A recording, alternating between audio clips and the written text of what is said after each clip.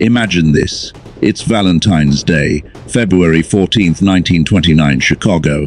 The city is waking up like any other morning. Couples are planning dates, shops are opening. Snow is lightly falling, covering the streets in white.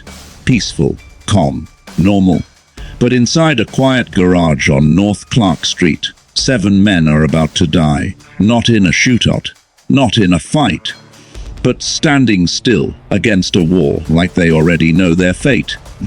And the most chilling part, they don't. Because the men walking toward them aren't gangsters. They're dressed as police.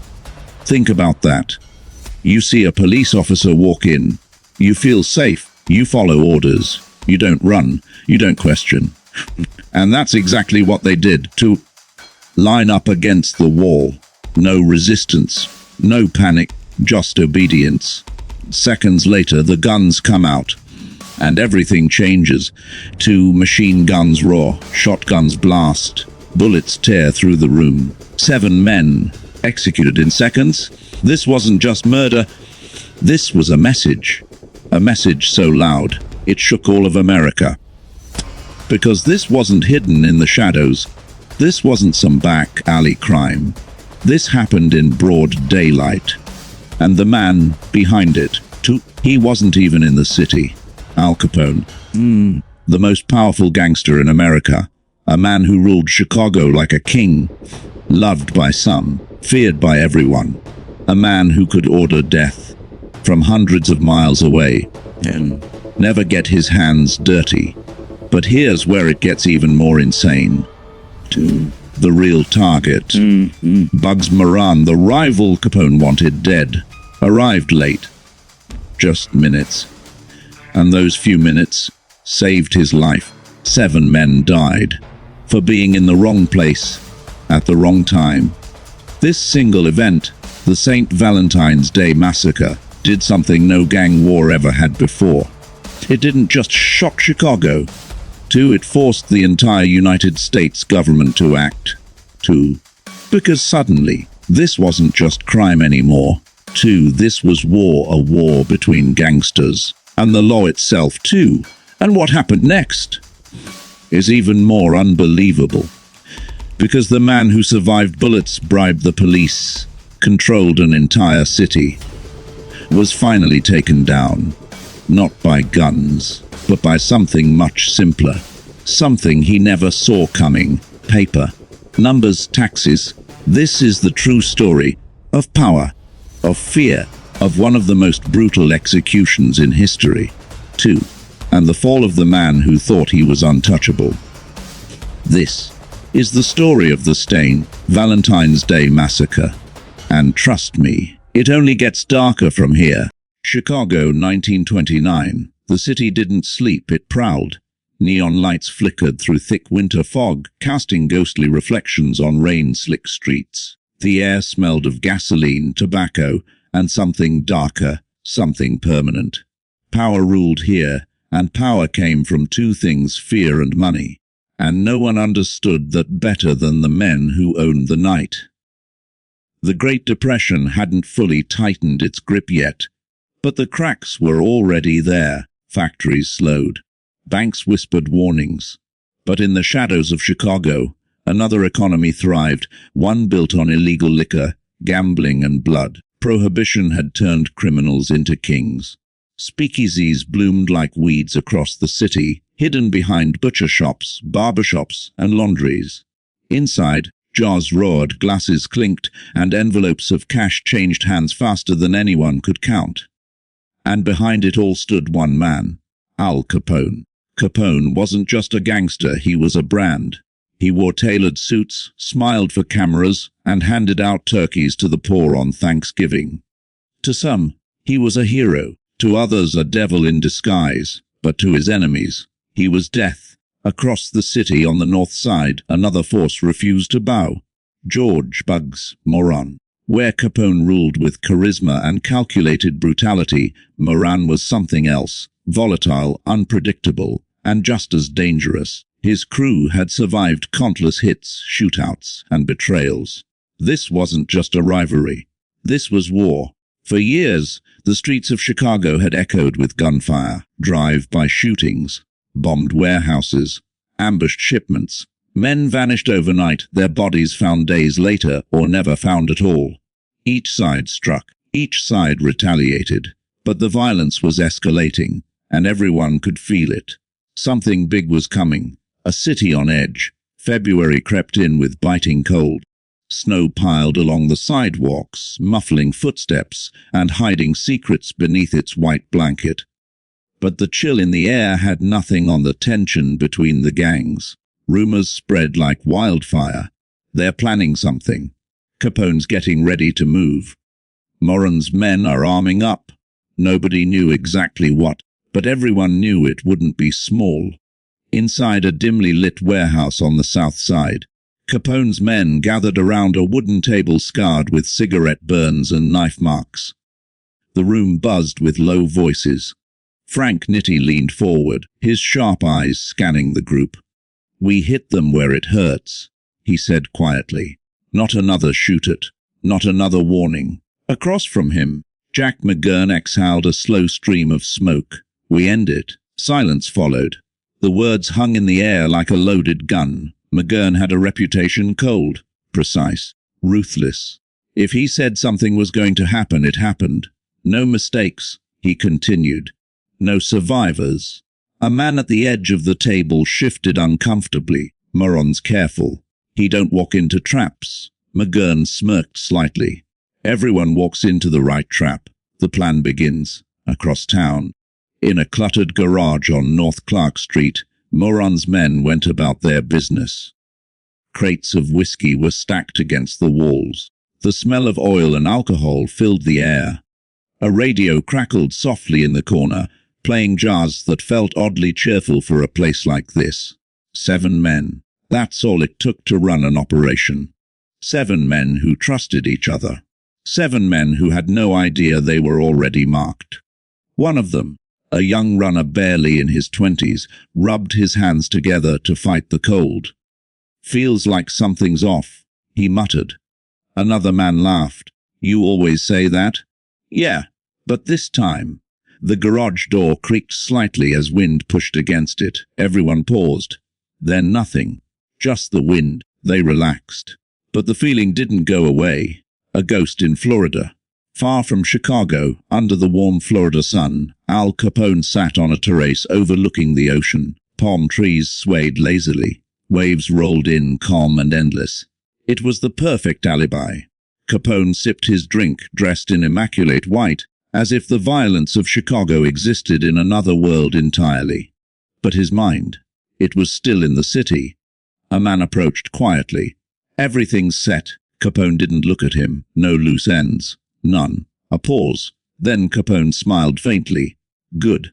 The calm before the storm. February 13th, the night before Valentine's Day. Chicago buzzed with an odd energy. Couples filled restaurants. Music spilled into the streets. Laughter echoed between buildings, but beneath it all, something darker moved. In the shadows, cars rolled quietly through the streets. Men checked weapons. Orders were given. Positions were set, every piece of the puzzle falling into place. Back on North Clark Street, Moran's crew locked up for the night. "Same time tomorrow," one of them said. "Yeah," another replied. Bright and early. They stepped out into the cold, unaware that they had just spoken their final words to each other. Somewhere in the city, a clock ticked, each second bringing Chicago closer to a moment that would change everything. Midnight, snow began to fall again. Soft, silent. It covered the streets like a clean slate, as if the city was trying to forget what was about to happen. But Chicago never forgot, and by the time the sun rose on February 14th, 1929, the streets would run red. February 14th, 1929, Valentine's Day, a day meant for love, warmth, and quiet moments between people who cared about each other. But in Chicago, it began like any other cold morning. 8:00 a.m. a city awakens. The sun rose slowly over the skyline, its pale light barely cutting through the winter haze. Streetcars rattled along their tracks. Shopkeepers unlocked their doors. Men in heavy coats hurried down sidewalks, their breath visible in the freezing air. Everything looked normal, peaceful even, but beneath that calm surface, the plan was already in motion. The killers prepare. In a quiet part of the city, far from the north side garage, several men gathered in silence. No laughter, no small talk, just focus. Weapons were laid out on a table. Thompson submachine guns, shotguns. Loaded, checked again. One man adjusted his coat, revealing a police uniform underneath. Another did the same. Badges, hats, authority, perfect disguises. Remember, one of them said quietly, quick and clean. Another nodded. No mistakes. But there was something chilling about the way they spoke. Not nervous, not excited, just empty, like this was routine. The garage, 2122 North Clark Street. At the same time, across the city, the garage slowly came to life. One by one, Moran's men arrived. The large wooden doors creaked open. Cold air rushed inside. Boots echoed on the concrete floor. Inside, the space smelled of motor oil and whiskey. Crates lined the walls. Tools hung in organized chaos. Johnny arrived early. He rubbed his hands together, trying to warm up. Cold as hell, he muttered. Another man laughed. You get used to it. Johnny forced a smile. But something still didn't feel right, a missing piece. There was one man everyone expected to see, Bugs Moran, but he wasn't there. Not yet. He was on his way, running slightly late, a small delay, a random moment, one that would change everything. The waiting game. Inside the garage, 7 men gathered, talking, smoking, waiting for the shipment. Where's Moran? Someone asked. On his way, came the reply. They weren't worried. Why would they be? This was routine. Another deal, another day. But outside, eyes were watching. The arrival at approximately 30 a.m., a black car turned onto North Clark Street. It moved slowly, deliberately. Then, another vehicle followed. The first car stopped near the garage. Doors opened. 2 men stepped out, dressed as police officers. Moments later, 2 more followed, also in uniform. To anyone watching, it looked official. Routine. Just another police visit. And that was the brilliance of the plan. Inside the garage, the sound of footsteps approached, heavy, confident. The garage door opened. Police, one of the men barked. Everything froze. Moran's men exchanged quick glances, but they didn't panic. Not yet. Raids happened. It wasn't unusual. Line up against the wall. One of the fake officers ordered. There was hesitation. Just a second. Then one man shrugged. All right. One by one, they complied. 7 men, standing side by side, facing the wall, hands raised, no resistance, no fight, because they thought they were being arrested. The moment before, the killers exchanged a glance. This was it. One of them stepped forward, reached inside his coat, not for handcuffs, for a weapon, a Thompson. Time seemed to slow. One of Moran's men turned his head slightly, as if realizing something was wrong, but it was too late. 1:32 a.m., the gunfire. The first shot shattered the silence. Then another, and another. Within seconds, the garage exploded with sound. Machine guns roared.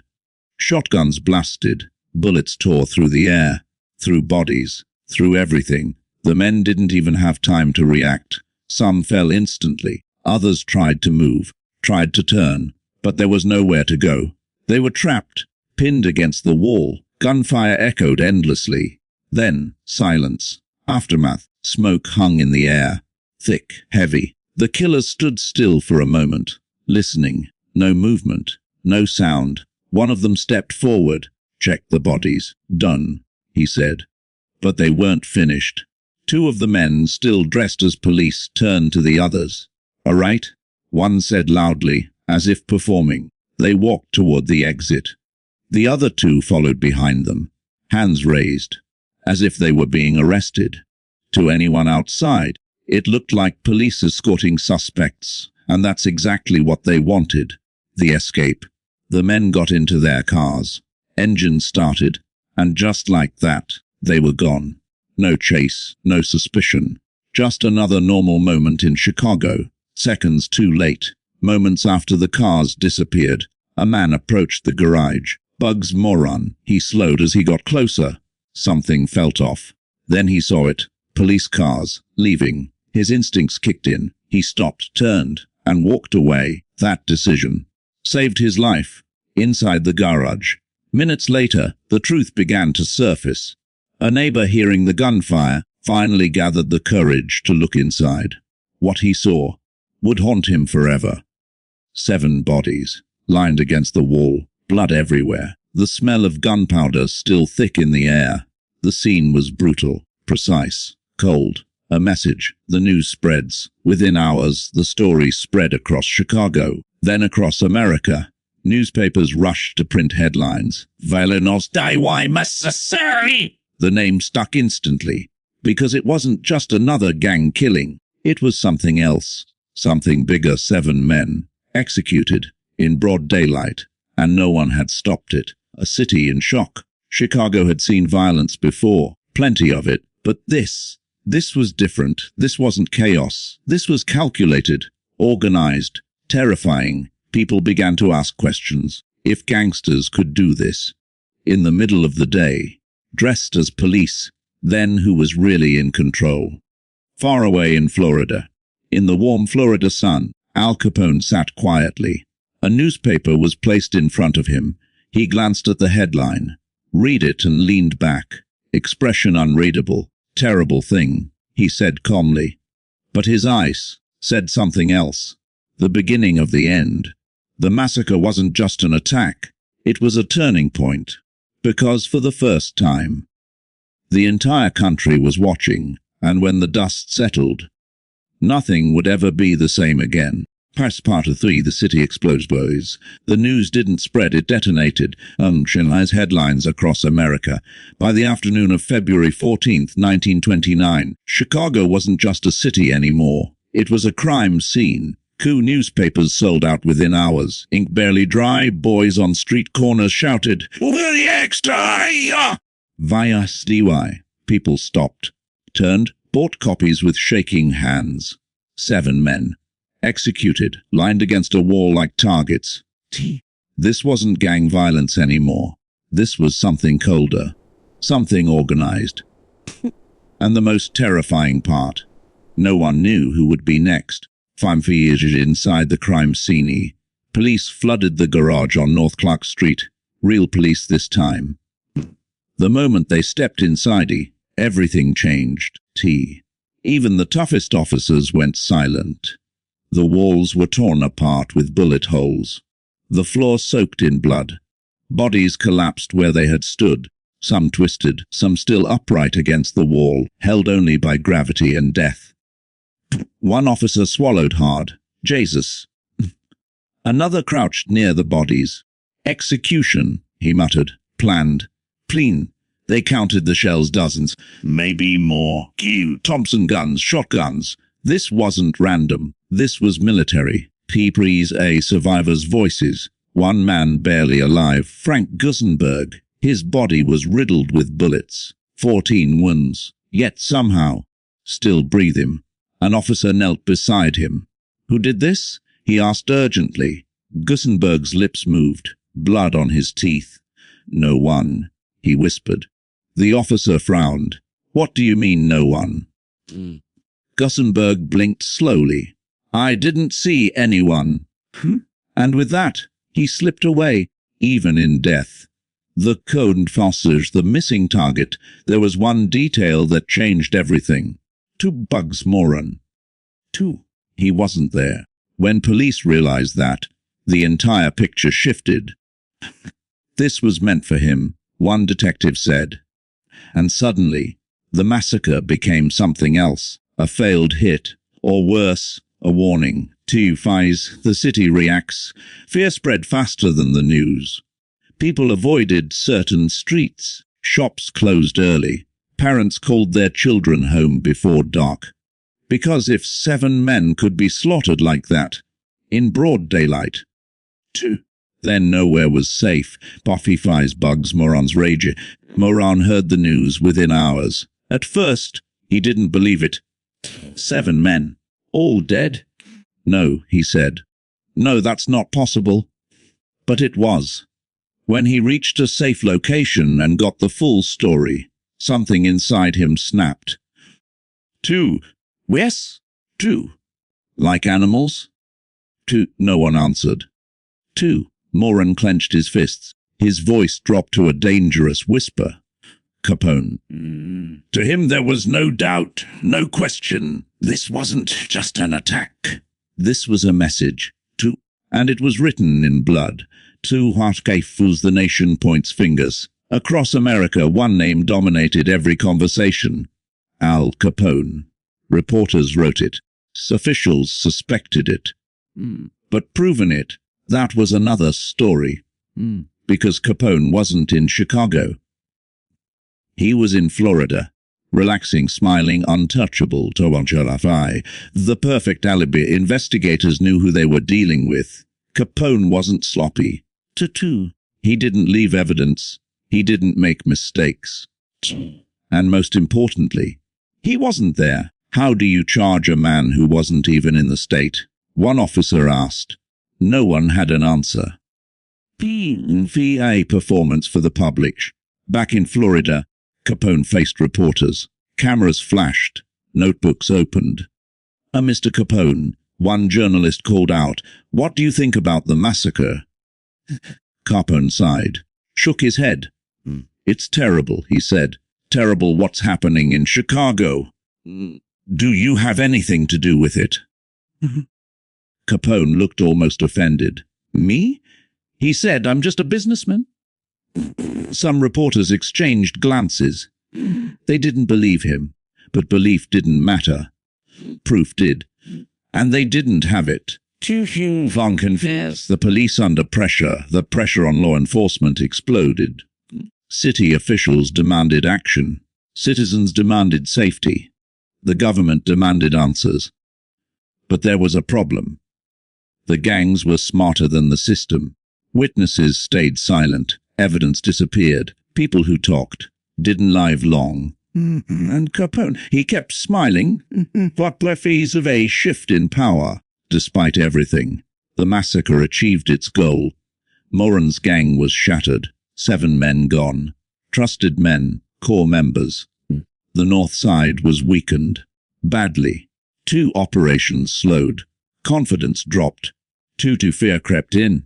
Because if Capone could do this once, he could do it again. But something changed.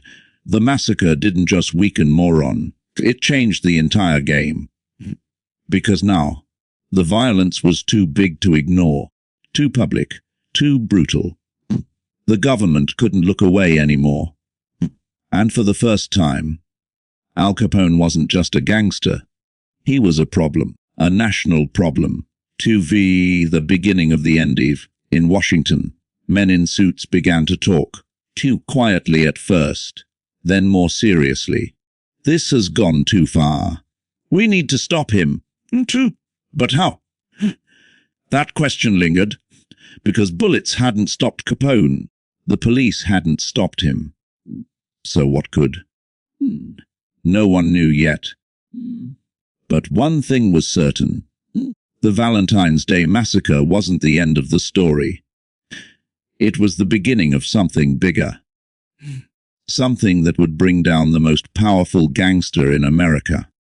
But not with guns. With something far more dangerous. Falters Part 4: The Hunt for Capone. The massacre didn't just shock Chicago, it woke up America. Friore line had been crossed. For years, people had tolerated the violence. Shootings in alleys, bombings in the night, disappearances no one talked about. It was ugly, but it was distant. The St. Valentine's Day massacre changed that. 7 men, lined up, executed, in broad daylight. This wasn't crime hiding in shadows anymore. This was crime standing in the open. And suddenly, people weren't entertained by gangsters. They were terrified of them. Fairview's pressure builds. Newspapers didn't hold back this time. They demanded justice, demanded action, demanded answers.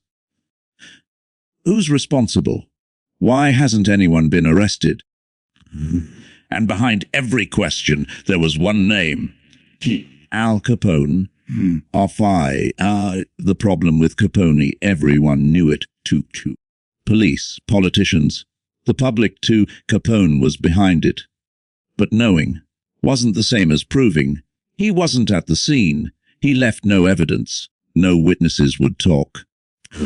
It was like trying to catch smoke. You could see it, but you couldn't hold it. Juan Fija's Washington takes notice. The outrage reached beyond Chicago. All the way to Washington.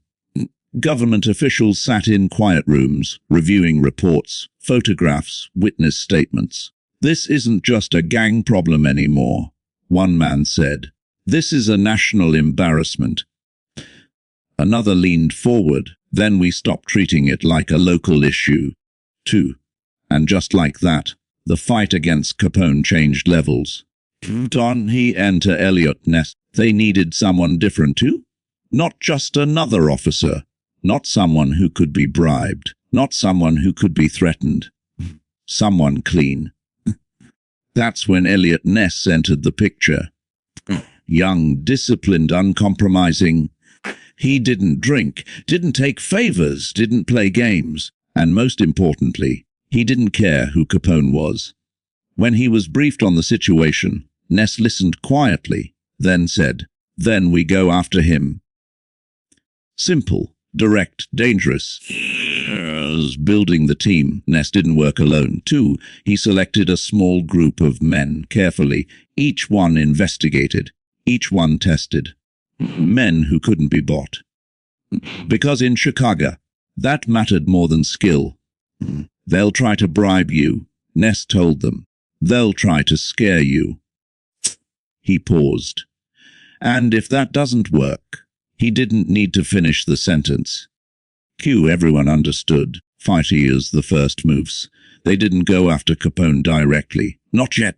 Instead, they hit his business.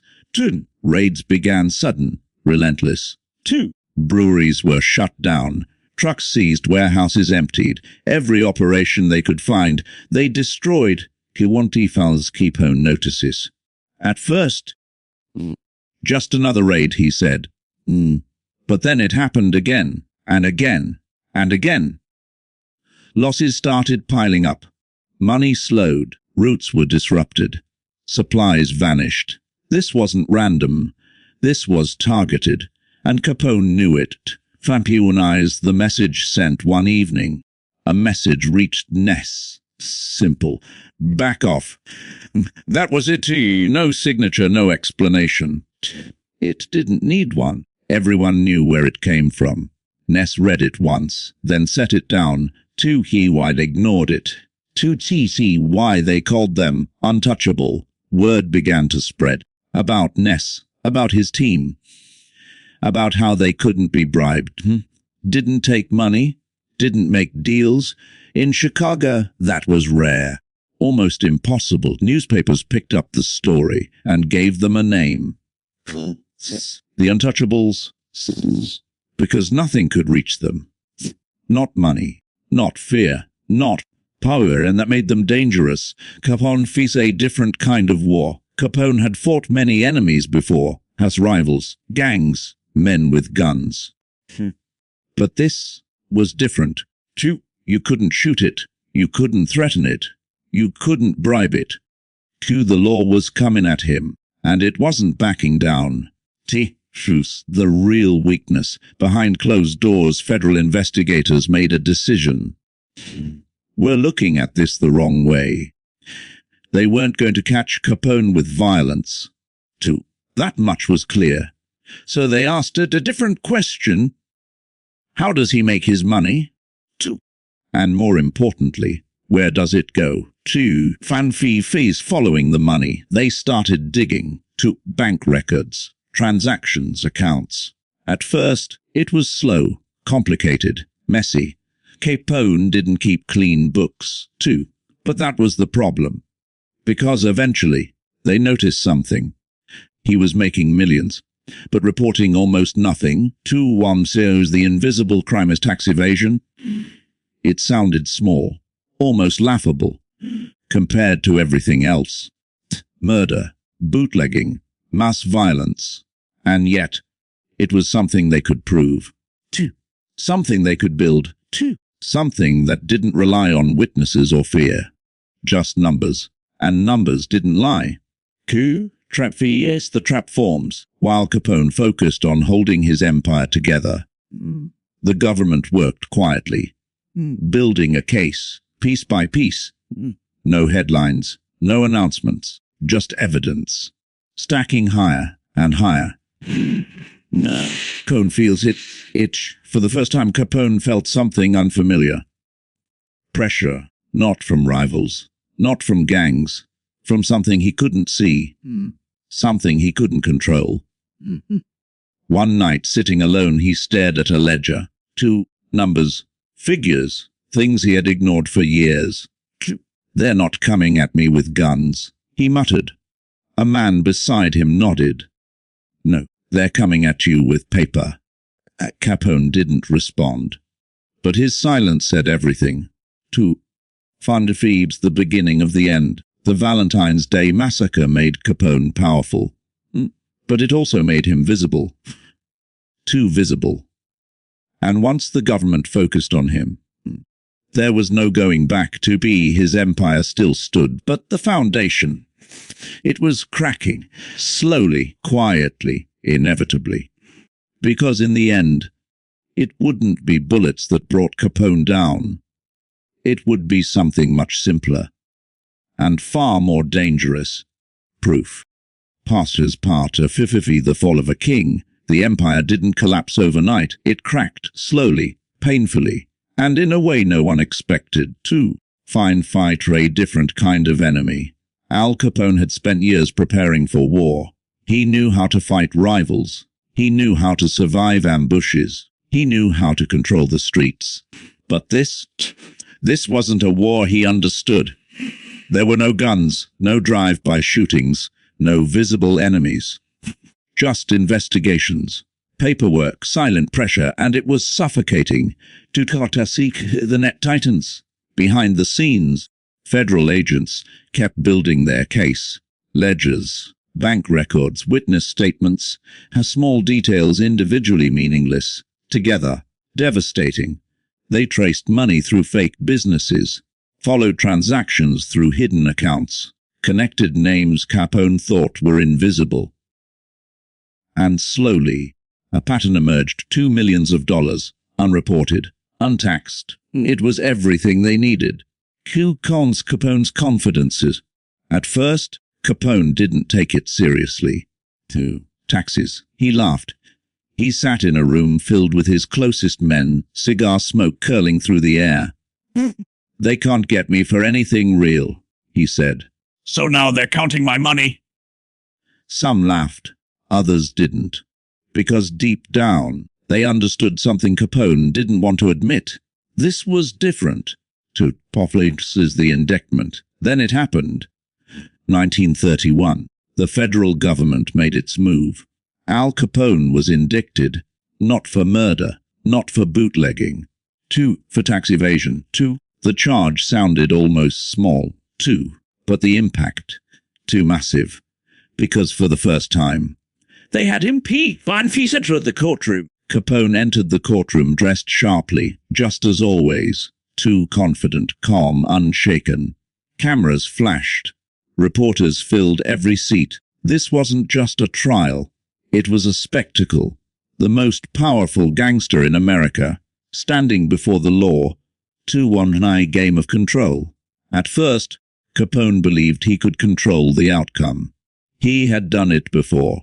Bribe the right people, influence the system, walk free. It had always worked. But this time, something was different. The judge wasn't playing along. The jury wasn't predictable. And the government was ready. The evidence speaks. Piece by piece, the prosecution laid out their case. Number records, transactions, cold, clear, undeniable. Capone's income, his spending, his hidden wealth, all exposed. And for once, there was no way to argue.